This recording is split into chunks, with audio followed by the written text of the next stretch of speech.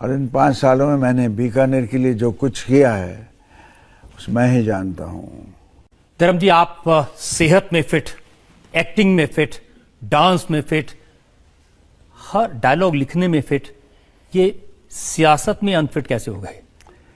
میں نے سیاست کے بارے میں کبھی سوچا بھی نہیں تھا میں کبھی آؤں گا،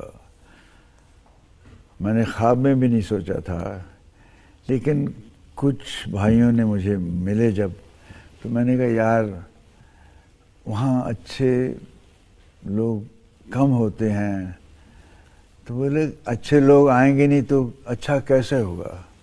وہ بات مجھے ایسے لگی جیسے میں ہی ایک بس میں بڑا اچھا ہوں، میں سب کچھ ٹھیک کر رہا ہوں، میں جاؤں گا تو ہندوستان کو ٹھیک کر دوں۔ مگر یہ جذباتی لوگوں کا کام نہیں، یہاں پہ تو تھک سکن ہونا پڑتا تھوڑا، یہاں کی بات کچھ بھی کر گزرتے ہیں یہ۔ لیکن یہ 5 سال میری زندگی کے مشکل گھڑیاں تھیں، اور ان 5 سالوں میں میں نے بیکانیر کے لیے جو کچھ کیا ہے اس میں ہی جانتا ہوں۔ اگر کوئی آپ کا ابھی جائزہ لے کر آئے تو اس کے معلوم ہوگا اس 5 سال میں کیا کیا کام ہوئے ہیں، بے پناہ کام ہوئے ہیں۔ پھر بھی شریعہ نہیں مجھے ملا، کام میں کر لیتا تھا، پتھر اپنا نام کا کوئی اور لگوا جاتے تھے، تو میں نے کہا میں نے کون سے پتھر دیکھنے آنا ہے، لگا رہے پتھر میں مٹی پڑے گی ہو جائے گا۔ مگر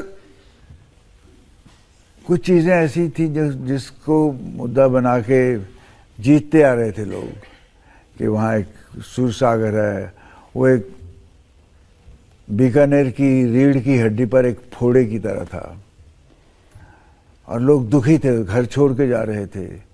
اس جگہ ایک خوبصورت جگہ بنا دیا میں نے، اس کو بہت خوبصورت کر دیا، ابھی لوگ خوش ہیں، واپس آ گئے ہیں، گھروں کی پرائس بڑھ گئی ہے، سڑکیں یہ وہ کافی کچھ کیا ہے میں نے، مگر بہت مشکل میرا گزرے مرا۔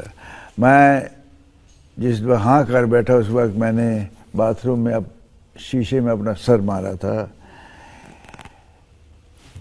جہاں روح سہمت نہیں وہاں اس کی رحمت نہیں۔ میری روح سہمت نہیں تھی، میں مان گیا۔ اس لیے سہمت نہیں تھی کیونکہ آپ کہتے تھے ایکٹنگ میری محبوبہ ہے، جی ہاں، تو سیاست آپ کی سوتن ہو گئی۔ بالکل صحیح کہا آپ نے۔